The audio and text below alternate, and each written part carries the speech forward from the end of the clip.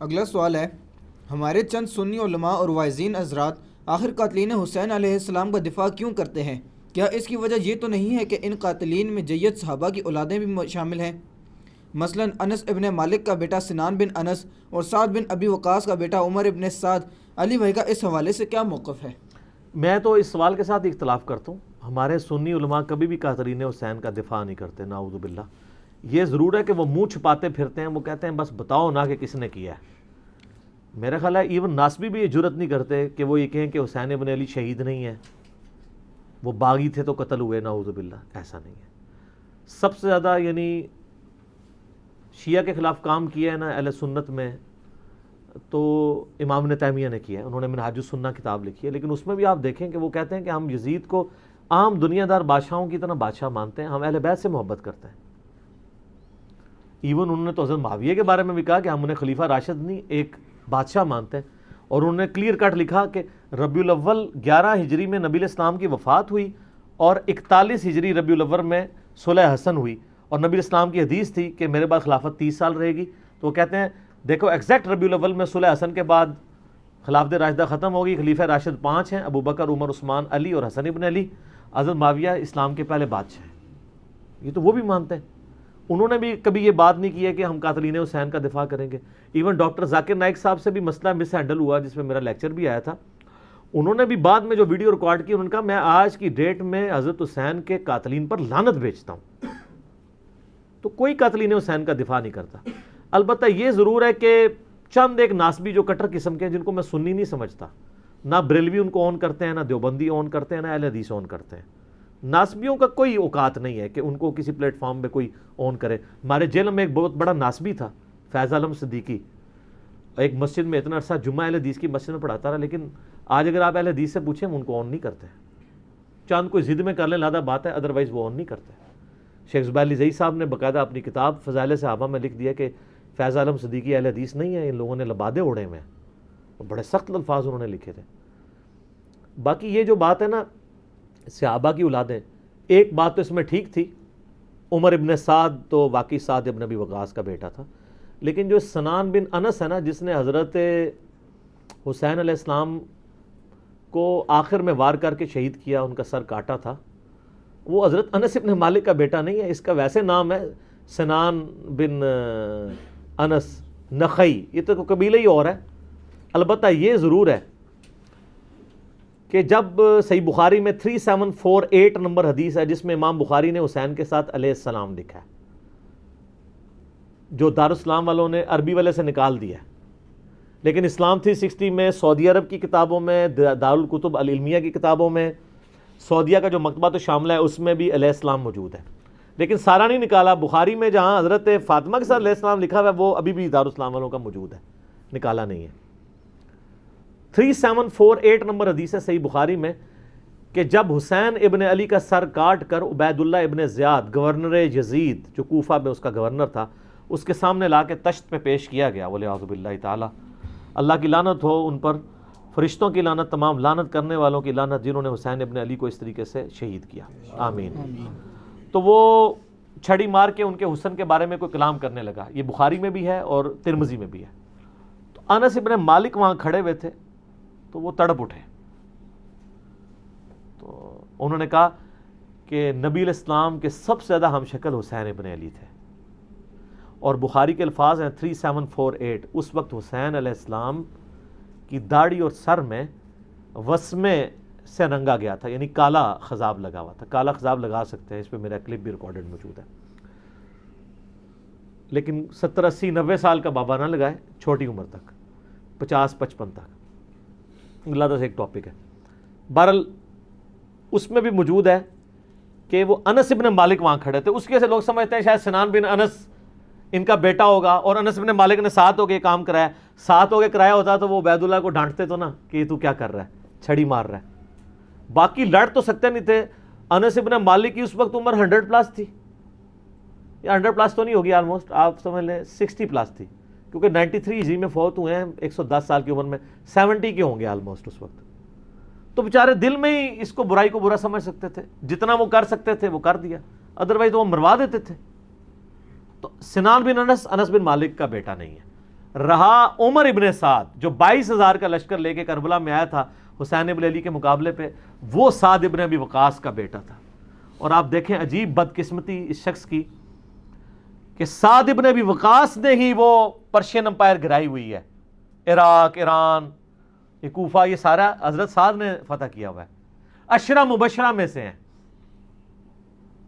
اور مولا علی کا قول ہے بخاری اور مسلم دونوں میں کہ میں نے اپنے کانوں سے صرف ایک شخص کے بارے میں رسول اللہ سے سنا ہے کہ میرے ماں باپ اس پہ قربان، اور وہ سعد ابن ابی وقاص ہیں۔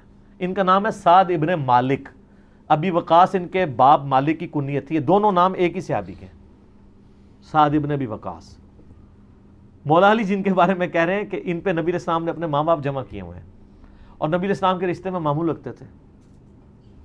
10 جنتی خوش نصیب صحابہ میں سے ہیں، اور بدری اصحاب میں سب سے آخر میں یہ فوت ہوئے ہیں حضرت معاویہ رضی اللہ تعالیٰ کے دور میں 56 ہجری میں۔ ان کے بعد کوئی بدری صحابی دنیا میں نہیں رہا تھا۔ بدری صحابی ایک بہت بڑا ٹائٹل تھا، یہ سب سے آخر میں فوت ہوئے۔ پوری زندگی حضرت معاویہ سے ان کا اختلاف رہا تھا اس مسئلے میں جو حضرت علی کے ساتھ ان کے معاملات تھے، سب و شتم والے۔ یہ بندہ ہمیشہ ڈٹا رہتا تھا۔ میرے پچھلے دنوں کلپ بھی آیا نا اس حوالے سے، کیا صحابہ کو گالی دینے والا کافر ہو جاتا ہے، اس میں نے ان کے حوالے سے حدیثیں صحیح مسلم سے بیان کی ہیں۔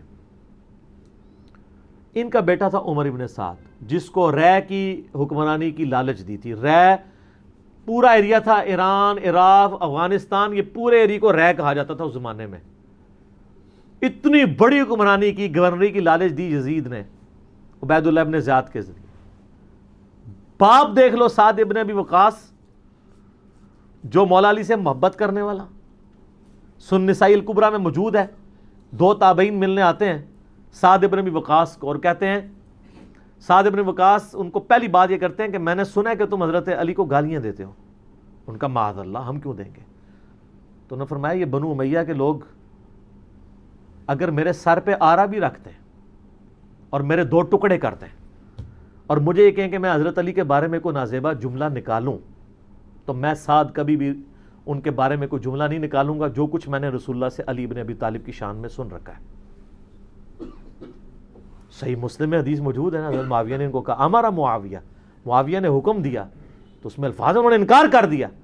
تو حضرت پھر معاویہ نے کہا تمہیں کون سی چیز منع کرتی ہے کہ تم علی ابن ابی طالب پہ سب و شتم نہیں کرتے؟ ان کا معاویہ میں نے 3 فضیلتیں علی کے بارے میں ایسی سنی ہیں، مجھے ایک بھی مل جاتی تو بہت تھی۔ پھر انہوں نے کہا وہ پہلی فضیلت غزوہ تبوک کے موقع پر علی کی میرے ساتھ وہی نسبت ہے جو ہارون کی موسیٰ کے ساتھ، مگر میرے بعد کوئی نبی نہیں۔ دوسری فضیلت خیبر کے موقع پر کل اس شخص کے ہاتھ میں جھنڈا دوں گا جو اللہ اور اس کے رسول سے محبت کرتا ہے، اللہ اور اس کے رسول سے محبت کرتے ہیں۔ ہم پوری رات اس خوشی سے سوئے نہیں کہ کون ہوگا وہ بندہ، علی کو دیا جھنڈا۔ اور مسلم میں آگے الفاظ ہیں کہ حضرت عمر کہتے ہیں مجھے پوری زندگی رشک رہے گا کہ اس دن جھنڈا مجھے نہیں ملا، علی کو ملا۔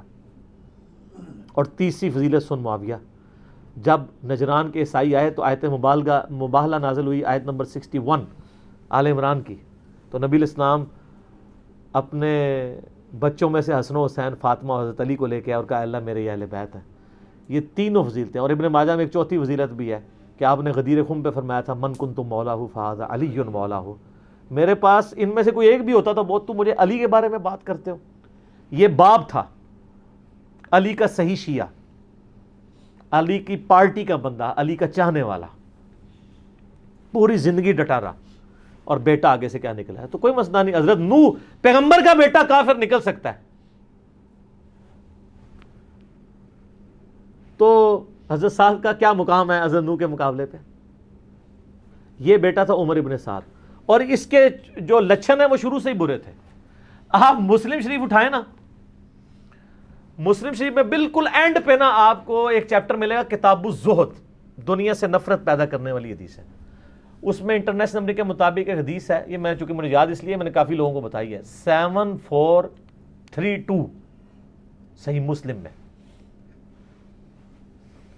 ابھی یہ کربلا ہوئی نہیں ہے، کچھ بھی نہیں ہوا، حضرت سعد ابن وقاص بھی زندہ ہیں۔ تو سعد ابن ابی وقاص اپنے کھیتوں میں ہل چلا رہے ہوتے ہیں یا وہ بیج والا کام کر رہے ہوتے ہیں، تو وہ ان کے ساتھی کہتے ہیں اتنے میں ان کا بیٹا سامنے سے آتا ہے۔ تو حضرت سعد جب اپنے بیٹے کو دیکھتے ہیں عمر ابن سعد کو، تو کہتے ہیں اے اللہ اس سوار کے شر سے میں تیری پناہ میں آتا ہوں۔ حضرت سعد کو پتا تھا اس بچے نے کیا کام ڈالنے ہیں. وہ اپنی زندگی میں اسی بیٹے کے شر سے اللہ کی پناہ مانگا کرتے تھے.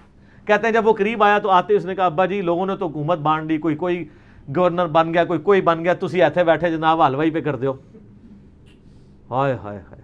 تو حضرت سعد بن وقاص نے اس کے عمر ابن سعد کے نا سینے پہ نا گھونسا مارا اور کہا کہ اللہ تعالیٰ کو پرہیزگار بندہ پسند ہے جو گمنامی کی زندگی میں مر جائے, جسے کوئی جانتا نہ ہو. تو یعنی وہ انہوں نے ایک گوشہ نشینی کی زندگی اختیار کر لی تھی. تو ان کو پہلے ہی لیکن اس نے اپنے باپ کی نصیحت نہیں پکڑی, یہ پھر یزید کی لالچ میں آ گیا. اور پھر آپ دیکھ لیں جو کچھ اس نے, آج تک لوگ لانتے بھیج رہے ہیں. باپ کو لوگ رضی اللہ عنہ کہہ رہے ہیں. آپ شیعہ سے پوچھ لیں سعد بن وقاص کی کتنی وہ عزت کرتے ہیں. میں ابھی کل ایک کلپ وہ ایک شیعہ عالم تھے سید جواد نقوی صاحب کا سن رہا تھا, تو وہ اتنی تعریفی کلمات کہہ رہے تھے اور بتا رہے تھے کہ بھئی بیٹا یہ نکلا اور باپ کو دیکھیں, باپ نے ایران فتح کیا تھا, دوسری بڑی سپر پاور گرائی تھی, اور بیٹا آگے سے کیا نکلا. اچھا آپ دیکھ لیں کہ دین ایفرٹ کا نام ہے, یہ نہیں ہے کہ یہ وراثت میں ٹرانسفر ہو. انبیاء کی وراثت میں ٹرانسفر نہیں ہوئی ہے تو اور کس میں ہونی ہے. تو اس لیے ہم قطعاً نہیں کرتے, اور اہل سنت کے ہاں کوئی بھی نہیں ہے. مفتی منیب صاحب نے اگلے دنوں ایک مس ہینڈل کیا تھا معاملہ, تو پھر بعد میں پورا پرچہ پڑھ کے سنایا انہوں نے. اس پرچے میں تو آلموسٹ انہوں نے یزید کو کافر ہی کہہ دیا ہے, اور پہلے کہہ رہے تھے کہ جی وہ یہ پتہ نہیں کیا, مطلب یہ لوگ ان کے مفادات ہوتے ہیں اپنے. بہرحال جب ان کے سر پہ پڑتی ہے پھر یہ صحیح بات کہتے ہیں, جب سر پہ نہیں پڑتی پھر اور باتیں کرتے ہیں فیم حاصل کرنے کے لیے, الٹا بدنامی ہوتی ہے. ٹھیک ہو گئی جی. اگلا سوال ہے علی بھائی کہ کیا حضرت ابن عمر رضی اللہ تعالیٰ عنہ تو عراقیوں کو قاتل حسین کہتے تھے, اور آپ اہل شام کو قصوروار ٹھہراتے ہیں, کیوں؟ ہاں وہ اس لیے کہ اوپر حکومت تو اہل شام کی تھی نا, عراق تو ایک صوبہ تھا نا. جیسے آپ کو پتہ پچھلی حکومت میں جب ہمارے یہ والے پرائم منسٹر صاحب کہتے تھے پنجاب پولیس نے یہ کیا, تو اس کا یہ مطلب نہیں ہوتا تھا کہ وہ پرائم منسٹر کو برا نہیں کہہ رہے, وہ کہہ رہے تھے پرائم منسٹر پنجاب پولیس کو یوز کرتے ہیں, ایکس پرائم منسٹر. ٹھیک ہے, کیونکہ اوپر تو حکومت انہی کی تھی نا. یہ عراقیوں کو اس لیے انہوں نے کہا کہ اہل عراق ابن زیاد اور اس کے ساتھی وہ ساری فوج عراق کی تھی نا, پیچھے انڈر کس کی تھی, وہ اہل شام کی, تو انہوں نے ان کے اوپر ہی لعنت کرنی تھی نا. اس کا یہ مطلب نہیں ہے کہ وہ شیعان علی پہ لعنت بھیج رہے ہوتے تھے, ایسا نہیں تھا. شیعان علی اس میں شامل نہیں تھے, اہل شام ہی تھے. عمر ابن سعد شامل تھا, باقی لوگ شامل تھے. تو وہ لعنت اس لیے انہوں نے اہل عراق پہ بھیجی کیونکہ عراق اس وقت صوبہ تھا شام کا. ٹھیک ہو گیا. معاذ اللہ انہوں نے ان لوگوں پہ لعنت نہیں بھیجی جنہوں نے حضرت حسین ابن علی کو بلایا تھا. یہ کہتے ہیں بلا کے دھوکے سے قتل کر دیا, انہوں نے تو کیا ہی نہیں ہے. وہ تو توابون کی تحریک ہے پوری جناب. سلمان ابن سرد صحابی ہیں, وہ صحابی نہیں ہے, اس کی عصمت کا کسی کو نہیں ہے, اس کے اوپر لعنت کر رہے ہوتے ہیں. بخاری مسلم میں حدیث ہے کہ دو بندے لڑ رہے تھے, نبی علیہ السلام نے فرمایا میں ایک ایسا کلمہ جانتا ہوں جو وہ کہہ دیں تو اسی ٹائم شیطان ان سے دور ہو کے ان کا غصہ ٹھنڈا ہو جائے گا, وہ ہے اعوذ باللہ من الشیطان الرجیم. اس حدیث کے راوی سلمان ابن سرد ہیں جنہوں نے حضرت حسین ابن علی کو خط لکھ کے بلایا تھا کہ بھئی ایک تو چلا گیا, پیچھے اپنا تحفہ چھوڑ کے چلا گیا. اب وہ جو انہوں نے لفظ استعمال کیے تھے نا, وہ لفظ آپ یہ کیمرہ متحمل نہیں ہے کہ میں استعمال کروں. وہ لفظ انہوں نے وہی استعمال کیے تھے جو موسیٰ علیہ السلام کے مخالف کا نام تھا. ٹھیک ہو گیا جی ہاں. اور یہ حقائق اگر آپ کو جاننے ہوں تو دنیا میں ایک پمفلٹ ہے جس کا عنوان ہے 5B ریسرچ پیپر. سر یہ ہاں واقعہ کربلا کا کہانی پس منظر نہیں, حقیقی پس منظر 72 صحیح الاسناد احادیث کی روشنی میں, جس میں 200 سے زیادہ حدیث ہیں. 72 کا ٹائٹل میں نے شہدائے کربلا کی نسبت سے لیا. ایک ایک نمبر پہ کئی حدیثیں ہیں, مثلا 33 نمبر پہ 8 حدیثیں ہیں, 8 طرق غدیر خم کے. سیدنا عمر کی شہادت سے لے کر شہادت حسین تک پوری اسلامک ہسٹری کور ہوئی ہے. حقیقی خلفائے راشدین کون ہیں, جنگ جمل صفین نہروان, شہادت عثمان کے اصلی اسباب, صلح حسن, حضرت معاویہ کا دور ملوکیت, یزید کی ولی عہدی, اور شہادت حسین ابن علی رضی اللہ عنہم اجمعین وعلیہم السلام اجمعین. یہ الحمدللہ عربی میں بھی ہے, اردو میں بھی ہے, ہندی میں بھی ہے, انگلش میں بھی ہے. ہماری ویب سائٹ اہل سنت پاک .com پہ آپ ریسرچ پیپرز والے پورشن سے مفت ڈاؤن لوڈ اس کا PDF کریں, گروپ میں رابطہ کر کے واٹس ایپ کے ذریعے PDF منگوا لیں. اس میں اکثر حدیث بخاری مسلم سے ہیں, تحکیم کی ضرورت نہیں, اور جن پہ تحکیم کی ضرورت تھی میں نے دور حاضر کے بڑے بڑے محدثین شیخ البانی رحمہ اللہ تعالی, شیخ زبیر علی رحمہ اللہ تعالی, شیخ شعیب ارنوت رحمہ اللہ تعالی, شیخ سلیم اسد اور غلام مصطفیٰ ظہیر حافظہ اللہ تعالی من الجنت والناس, جو زبیر علی ظہیر صاحب کے باغی شاگرد, لیکن تحکیم تو لگا بیٹھے ہوئے ہیں وہ, اور ہم نے اس میں ڈالی ہوئی ہے.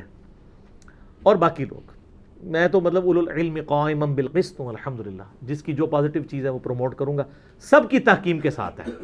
اور یہ خیالی پس منظر نہیں ہے, احادیث کی روشنی میں ہے.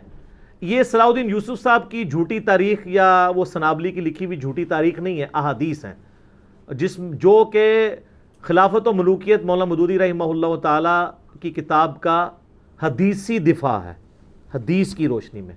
تو سر یہ آپ مفت منگوا سکتے ہیں اگر آپ افورڈ نہیں کر سکتے.